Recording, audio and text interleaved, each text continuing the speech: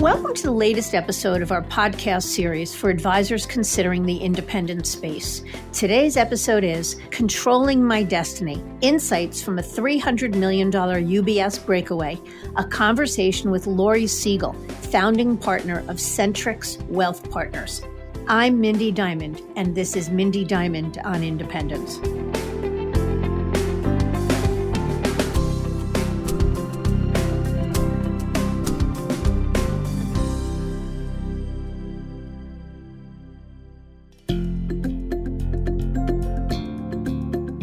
This podcast is available on our website, diamond-consultants.com, and on advisorhub.com, as well as Apple Podcasts and other major podcast platforms. If you are not already a subscriber and want to be notified of new show releases, please subscribe right on your favorite podcast platform or on the episode page on our website. And if you find the content in this series to be useful and know others who could benefit from it, please feel free to share it widely.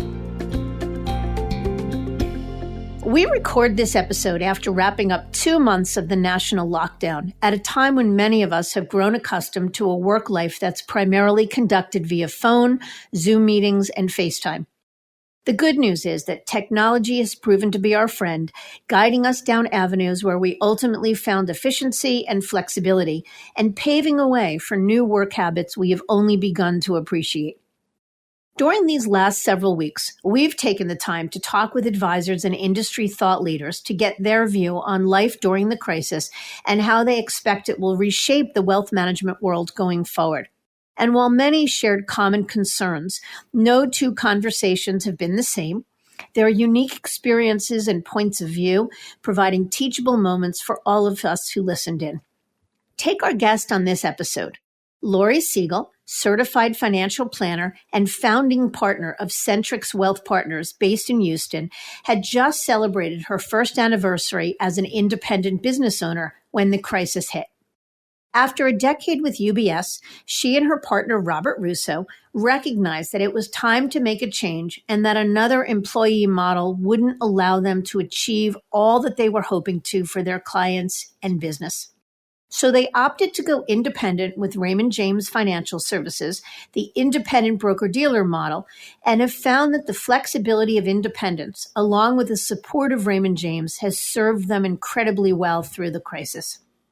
I'd love to have Lori unpack her decision-making process and talk about the transition and also what it was like after just a year to find herself managing through an unprecedented crisis. And so let's get to it.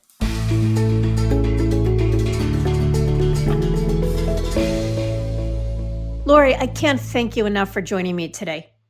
Mindy, it's really my pleasure. I have to tell you that over the last 2 years, I've listened to so many of your podcasts before we were sure that we were going to move.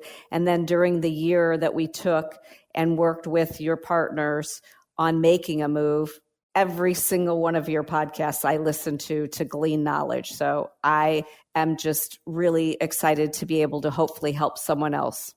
Oh, you're very sweet. You made my day. So thank you for sharing that with me. That's the whole reason we do these, is to provide knowledge for those looking for it. So thank you for that. So I'd love to start at the top, Lori, and give people some perspective on your background. Tell us a little bit about yourself, how you got from the beginning of your career to where you are today.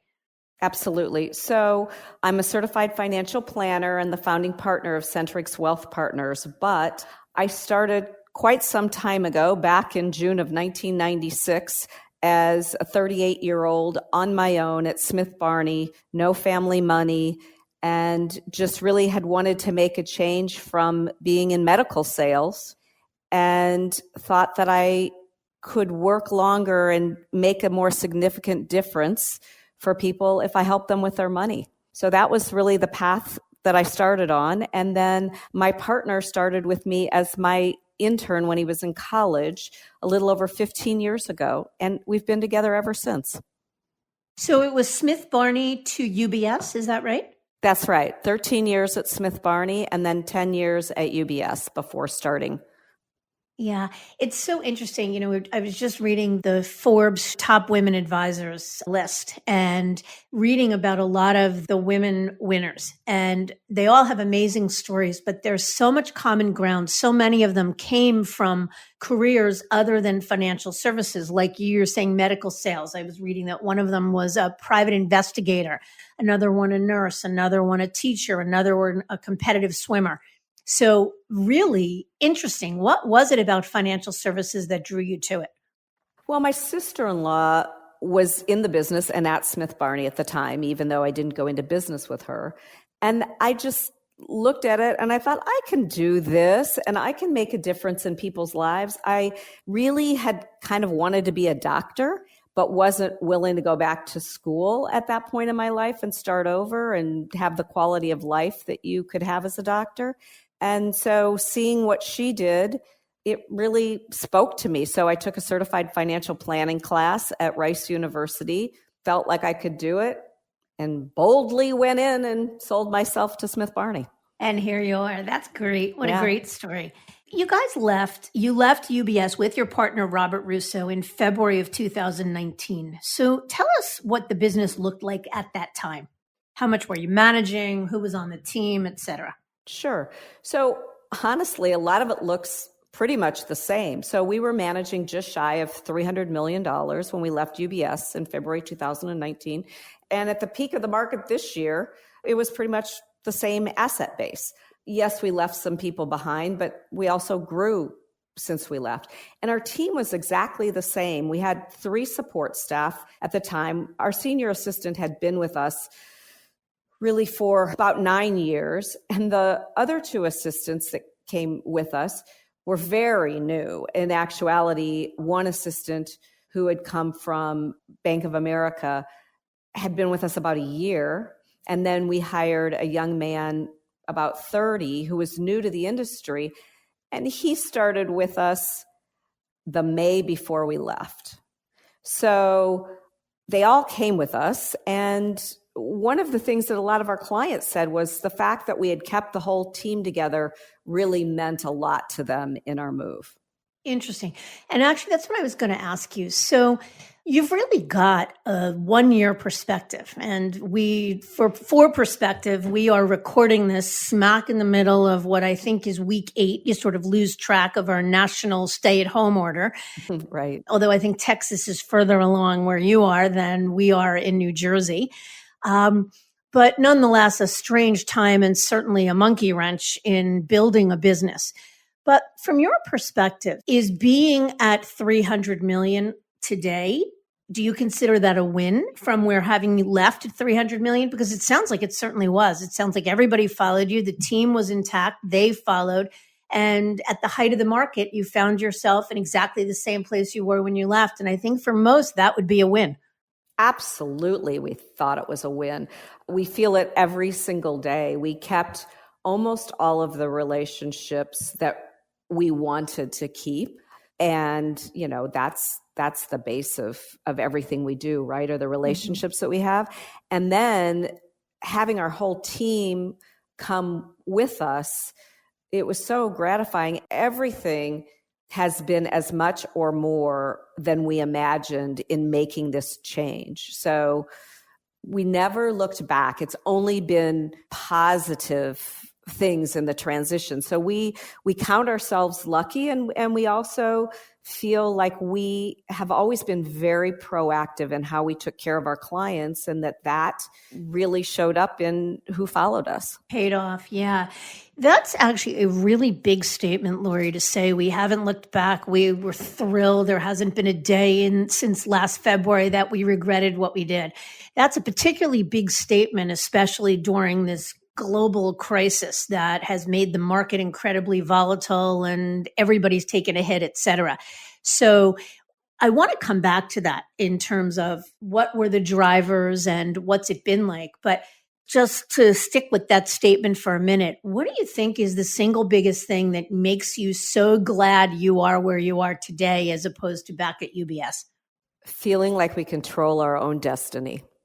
We get to choose how we take care of our clients, how we spend our money, how we spend our day, when we go back into the offices, what we think is safe for our team and for us and our clients. We are so much more in control. I love it. And that's what we hear from most, actually. Just again, for perspective, what kind of clients do you serve? How many relationships? What does the average client look like? So laughingly, we like to say that we want to work with nice people that want help. But then isn't that what everybody wants? But I would say that we specialize in helping people in periods of personal transition, particularly executives in career transition, which there will unfortunately be so many more of those. But that's really what I built our practice on. And then widows and business owners that are looking to transition their business within the next 5 years. So those are the three niches that we really concentrate on. Got it. Now, you chose to leave UBS to join Raymond James and Raymond James Financial Services, which is the independent broker-dealer arm of Raymond James. I'd like to unpack that a little bit. So first of all, what were some of the drivers, the pushes, if you will, to leave UBS and the pulls toward independence? Let me say, first of all, that we were very happy at UBS for the first 7 years we were there and really thought we would stay there forever. But things in the industry changed dramatically for us, and we felt like things were changing at UBS. There were a number of different issues. But really, the last straw for us was when they wanted to start charging account fees, not management fees, but account fees on households that had between $1 and $2 million with us. And that was irregardless of how much they were paying us in management fees. Our book is pretty much all discretionary, all fee-based. So our clients pay us well to take care of them. And we felt that that was just such a short-sighted viewpoint at UBS. And again, that lack of control over how our clients were treated. It sounds like such a minor thing, but for us, it wasn't. It's not minor at all. And I think you hit it on the head. For most teams we've worked with, and again, it was an honor and privilege for us to have the opportunity to help you and Robert make this move. But for most teams that we work with, there's almost always a straw that breaks the camel's back. There's sort of, things that may frustrate them to one degree or another over time. Almost always the straw that breaks the camel's back.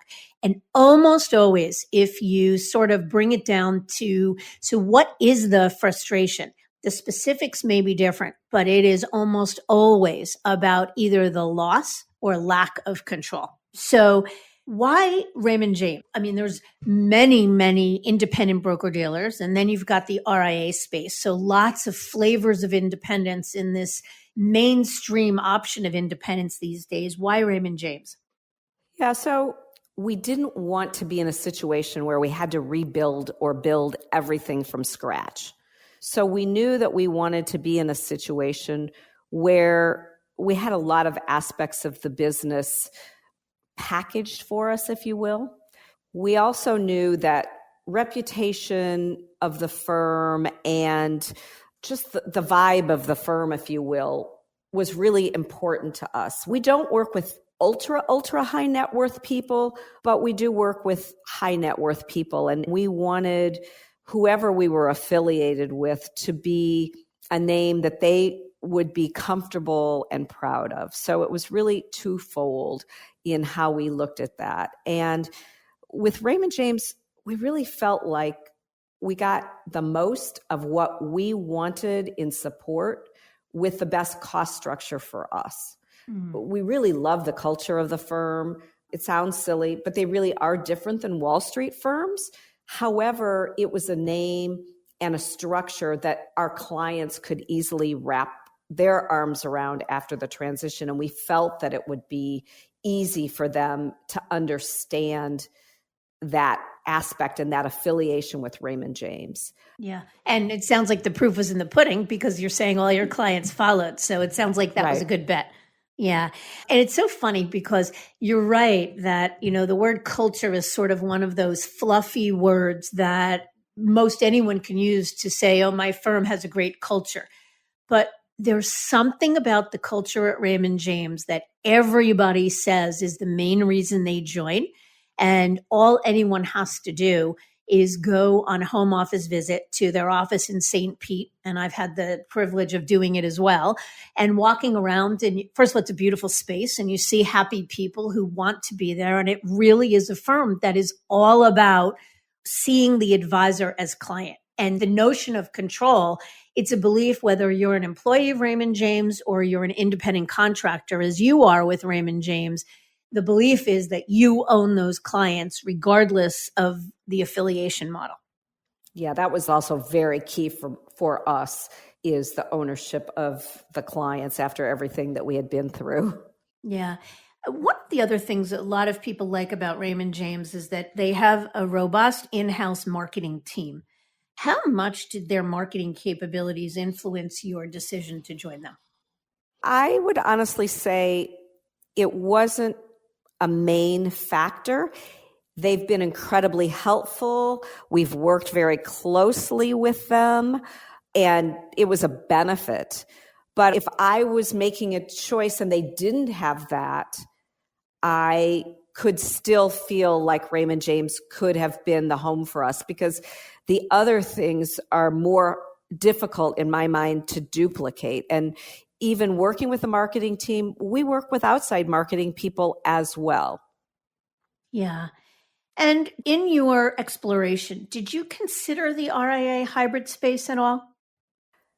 So we sort of didn't want to jump right there. We're pretty conservative, my partner especially. And again, we wanted a transition that we felt was easy for us and for our clients to make. And so we felt like that might be a leap too far for us at this point. Yeah, understood. So aside from Raymond James, what else did you look at? And what I'm asking in that question is not just, so you decided you wanted this packaged or supported independent model, but did you only look at other independent broker-dealers? Did you ever consider Morgan Stanley or Merrill Lynch or a regional firm or something of the sort? Never, ever considered any other major wirehouse for me. That was just like going from the pan to the fire. Why would we do that? At the end of the day, we really didn't want to be an employee. We really wanted to be a business owner. We looked at the other branches of Raymond James, if you will. So we looked at becoming an employee of Raymond James. And I love the local management at the employee channel of Raymond James. But for us, we just didn't want to be employees anymore. I would also say that we looked at Dynasty. I think they have a lot to offer. But in the end, for us, for what our business looked like, Raymond James was just a better fit for the business we do and the clients we have. But I think either is an excellent choice.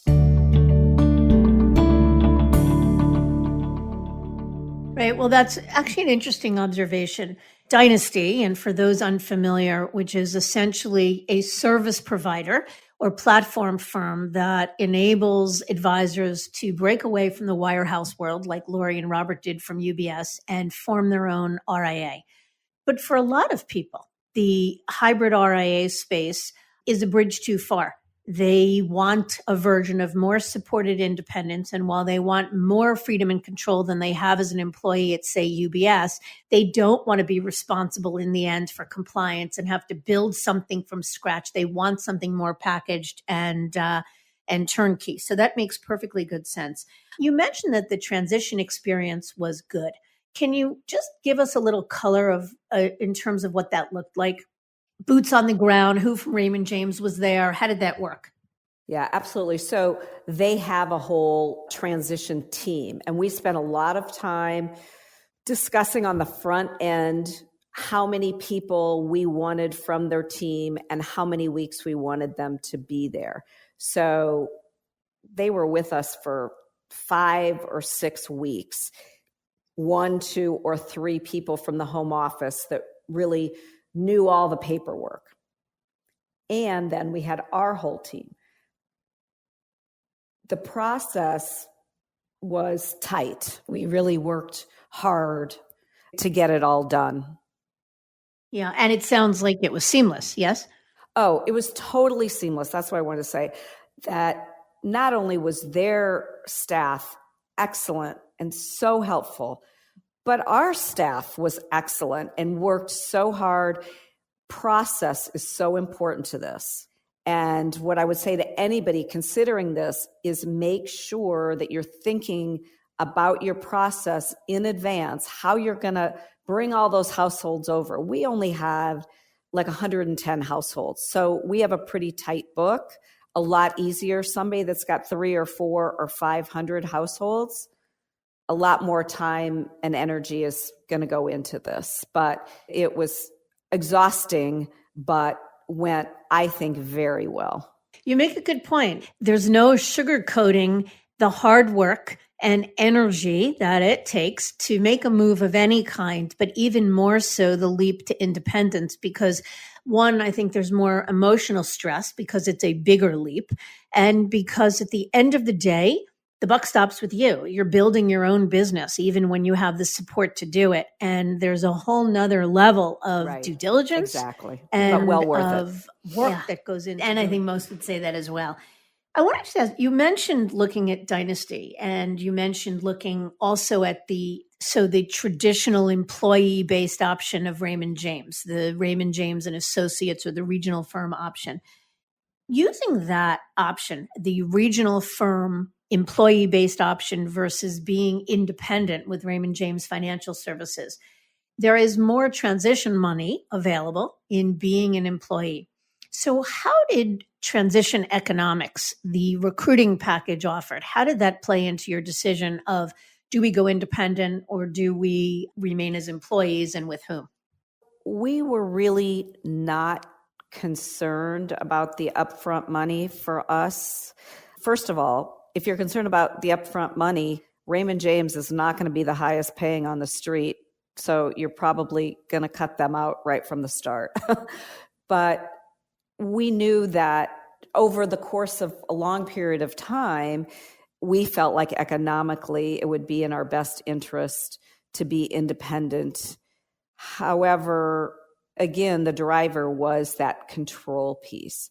Now, what I will say is one of the things that really helped going with Raymond James versus Dynasty was the fact that as long as we did everything correctly, if UBS had put a TRO on us, we would have had financial backing where we would not get that from Dynasty. Right. That was a big fear. Mm-hmm. Even knowing you were doing everything right, you can't control. And I am presuming TRO, for those not familiar, temporary restraining order. Was there one? Was there any legal action from UBS? None whatsoever. We did everything by the book, and there was no legal action. Mm-hmm. Great. Glad to hear it.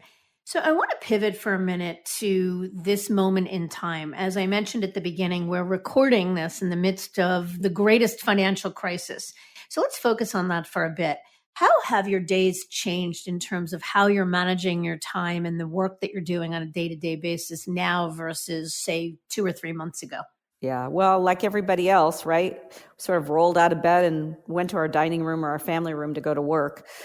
Now, in fact, we are going back to work in our offices starting next week. We are not going to have in-person client meetings, but because we have 4 of us in one very large office with plenty of space between us, we do feel like we can go into the office earlier than if we were in an office of 50 people. So I think that has that's another benefit, that we could make the decision and have that flexibility. But certainly up until this point, like everybody else, you're setting up laptops in dining rooms or family rooms. And we were having morning team meetings over the phone to check in and make sure everything is working together. Luckily, we had laptops, so working from home really wasn't horrible. And our technology has really worked flawlessly. So it's more, I think, the whole issue of all of us doing the social isolation than individually what it's like working from home as much. It's the change to the whole world, and the fact we're all looking at new ways to use technology, right? There's more Zoom meetings. We're doing Zoom meetings with clients. We're looking at doing webinars. We're all looking at how do we meet prospective new clients differently. We're not going to a networking meeting. So it's investigating new ways that we can all utilize technology to stay in touch with our current clients and meet new people. Yeah. And especially in the month of March, when the market was at its most volatile, how often were you communicating with your clients, and in what ways? I mean, one of the things I think that's been so heartening for me is in having these conversations with advisors, in talking with them about the creative ways they've figured out to communicate with clients. I've had one that says he sets up video walks with his clients on a daily basis. Like he walks every day at 6 or 7 a.m. and literally he walks with a different client every day. And obviously Zoom meetings and webinars and newsletters and emails, and one set up, Craig's Corner. He's sending out a daily message or whatever. So how often was the cadence of your communication with clients at its most crazy, when things were the craziest or the most uncertain? And in what ways were you communicating with them? So, of course, we're like everybody else on the phone constantly. I would say that we had meetings with almost all of our clients in December and January. And during that time period, of course, we did not know about this pandemic, but we were cautiously optimistic and talking about cash flow needs and maybe taking some money off the table early, so that when this started, I think our clients felt a little less panicked, and that was very helpful. And we just started calling immediately, making proactive "how are you" calls, as well as, remember, we went through your financial plan. Well, even now, your financial plan still looks good. So we always try to come back to the plan. And most clients, if their plan was in good shape before, their plan is still in good shape. And even during the month of March was in good shape. So I think that ongoing communication of assuring them and taking them back to the plan, and how we always knew we were going to have cash for them if the market was dislocated, just brought a sense of calm to most people. We also did a fun thing where we sent treats to all of our clients, and we had 3 different buckets: those who were in town, those who were in the state of Texas, and then those who were out of town. And for each set, we had to deliver treats in a different way. But one of the treats that we had here in Houston included some sugar cookies with smiley faces with masks on the front of them. Love it. Yeah, and everybody really enjoyed that. And although we social distance while we did it, our assistants hand delivered those in town. And I think people really enjoyed just getting a chance to talk to them from 6 feet away and getting a little sweet treat. Nice. You mentioned a webinar. So I'm wondering, have you done one yet? And is that an idea that's come from either Raymond James marketing firm? Where are sort of the creative engines, the marketing things you're doing coming from? No, we're in the process of putting it together. Clearly, in the past, when we were at a wirehouse, it was much more difficult to be creative. Since coming to work at Centrix and with Raymond James, I've published a book for widows to help them, Strong on Your Own, which Raymond James was so supportive of. And then now we're creating webinars. I do a lot of workshops, but realizing that over some period of time, that none of us know what that period is, that we're going to be unable to always be in front of people. I wanted to take some of those workshops that I do and do them more as webinars. So just getting that underway, and hope to have my first one in June. That's exciting. And congratulations on the book. That's really exciting.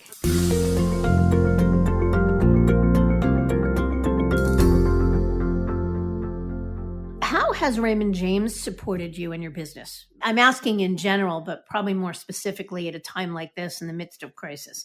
Oh gosh, they're just awesome. And they're always make sure that you have everything you need. There's a good amount of communication, but not over communication. We all laugh that it's such a joy not to receive 5,000 emails every day from the home office like we used to when we were employees. So we love the lack of that. But they're just there, and they have had amazing webinars for us and for our clients all around what's going on, the health aspect, the political aspect, and the market aspect around COVID-19. Our clients have just loved those. They've had them weekly, and now they're bi-weekly. So that's been very, very helpful. And everybody's just available. Any questions that we have, they're there for us. So I can't speak highly enough about it. Wonderful. And is there anything that you miss about being at UBS? I mean, one might argue that the support and scaffolding of a major firm could be somewhat comforting at a time like this. So is there anything you miss? From where do you get your thought leadership, your research? If there's a technology issue, where does the scaffolding come from now? So we still have the thought leadership and the research because we have Raymond James research now, which is excellent. Even when we were at UBS before, we looked to outside companies for research, and we do that today. If we have a technology issue, there's a department. I guess what I would say is there isn't a branch manager now to funnel your questions through, where they act as sort of the cop that tells you which way to go to get your problem solved. You maybe have to hunt and peck a little bit more, although we have something at Raymond James for good-sized teams that's called concierge service. So if you have a question, you actually can just call that number, tell them what your question is, and they'll navigate you to the right person, and they'll get you to the right person pretty quickly. So it's a wonderful service. Honestly, the only thing that I can say that is missing that you have to create for yourself is if you talked to people, if you were in an office of 40 or 50 or 100 advisors and you were social before, now, you have your small team, whether it's the 5 people that we have or it's 10 people. So what I would say is that I probably go to more offsite lunches that partners provide, because then I'm seeing and interacting with more advisors and generally other independent advisors that are also business owners. So you have both the financial aspect as well as the business owner aspect. You bring up a good point. We've written a lot over the years about the concept of independent but not alone, because it can feel like you're a little bit on an island, and where, not just the social aspect of being with others, but the sort of synergistic aspect of where do you get business ideas from, and how do you navigate certain things, and talking to other like-minded people, the water cooler chat, if you will. I think you bring up a good point that it's about being creative and open to finding community in different places. One of the things I know for sure that always impresses me is that whenever I go to a custodial conference, so Raymond James as custodian, or Schwab or Fidelity or Pershing, whoever it is, that's probably the greatest sense of camaraderie and synergy and community I've ever seen. Independent business owners, all very willing to share. They're motivated by other success. They don't see it as I'm competing with you. They see it as I love that you're doing what I'm doing. Absolutely. And really, from the time that we started looking at Raymond James, the different advisors in different businesses across the country were more than happy to get on the phone with us, sometimes multiple times, to share what they wish they had known before. Yeah. And what might that have been? That's actually a fair question. What were the kind of things that either you wished you knew before, or that some of these folks were saying to you, boy, I wish we knew this before, we would have done it differently? So I think there were 2 aspects: the organizational aspect of a transition, getting your ducks in a row, talking to people about how many transition specialists they had for how many accounts, how they did it. You could do it electronically or you could do it through paper, what their opinions were, what were the pros and cons of each. Then there was the business owner aspect. How much time do you spend on being a business owner? How did you delegate different things. We chose to use a PEO in order to do payroll and to get our health care. So listening to people that had done those kinds of things. So those were very, very helpful. It all seems to make so much sense, and we're a little over a year over. And so the questions aren't quite as fresh in my mind, but when you're going through it, you're just sort of soaking up like a sponge. Well, and you don't know what you don't know. I mean, Exactly. that's probably the biggest feedback we get, and it's incredibly valid. If someone is looking to leave UBS to go to Merrill Lynch, they can presume that even if they don't do the most robust due diligence, that things will be mostly the same. The ability, the way they access things, what they'll have access to, how they'll support their business, and they'll figure it out as they go along. But a leap to the independent space is a much bigger leap. And one of the biggest changes is the way you access what you need changes. One of the biggest changes, you're saying, how do we get health insurance and where do we get our sense of community from? So talking with someone that knows the right questions to ask. And, I'd like to think that we're a pretty good source of what are the things that we should be asking. But there is absolutely no replacement from hearing it from someone that's walked in your shoes beforehand. And I think hopefully that's one of the things that you found helpful about this podcast itself, is that it answered some of the, I don't know what I don't know. Exactly. That's why I listened to all of them. Yeah, I'm grateful. Thank you. Let me pivot for a second to the future. What are the longer range plans for the business? And that might be a little hard to answer. One, because you're only a year at it, and two, we're in the midst of this crisis. But I'm wondering what your succession plans are. Do you foresee yourself becoming an acquirer, growing an enterprise? What does it look like going forward, if you can imagine? Sure. Well, so first of all, I think a lot of it's about establishing our brand today and who we are in the community. And so we're still working very hard at all of that branding and trying to get more visibility in the community, whether that is through technology now and through upgrading our website and webinars and working with outside groups on getting our name out there. But so establishing that, I think, is the very first thing. And that's so much easier now as an independent. We get to brand us. And for me, because I'm kind of a marketing geek, that was really important to me, to be able to brand and market ourselves. And so I'm excited to see how we can build on that. And then going forward, we're certainly more likely to be an acquirer than be acquired, because my partner is 37 years old. So he's got a very long runway in this business. But for us, it's really, we want like-minded people and like-minded business. We're not about getting bigger just to be bigger. Quality is so important to us, and making sure that everybody's on the same page is really, really important to us.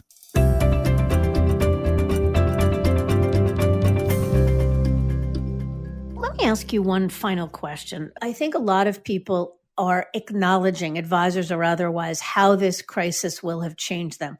I know for me personally, there are a lot of things about how I'm living my life now, the quietness of it, the slower pace of it, the working from home, the really being more connected and presence with family, that I am loving and I'm hoping to take with me into my world long after this crisis passes.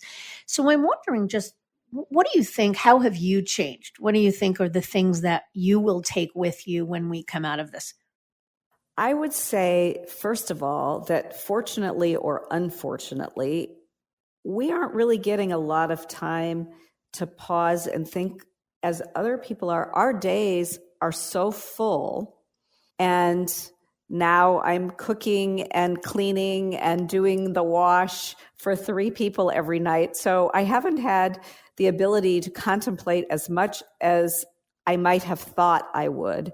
But certainly stripping it down to living within the walls of your home brings to the forefront what is really, really important to you, which for me and for most people is their family, their health, their happiness, and the connection that we have. And the fact that we've had more time for that, and hopefully we'll continue to prioritize more time for our family and for what's important to us. I think going forward, we need to be there for our clients as they reprioritize as well, whether it's a prioritization that's been forced upon them because they've lost a job or had to close a business or had to lay off their own employees, or whether it's a chosen change in path because of what they've personally been through during this time and over however many months these changes continue and the new normal that we live on. So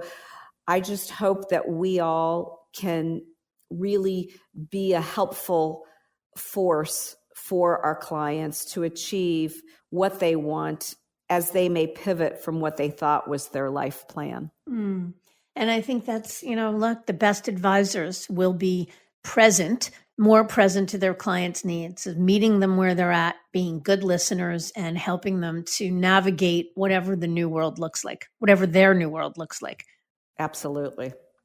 Lori, this has been an absolute pleasure. It's a gift to get a lens into sort of what it's like 1 year out, a gift especially in the midst of crisis where you're admittedly incredibly busy. So I'm really grateful not only for the opportunity, but for your time and willingness to share it.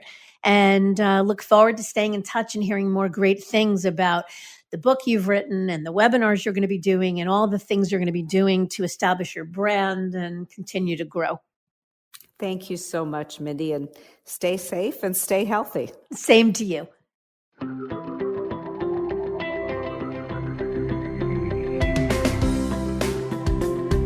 Lori shared the sentiment that we hear from many advisors who are considering change.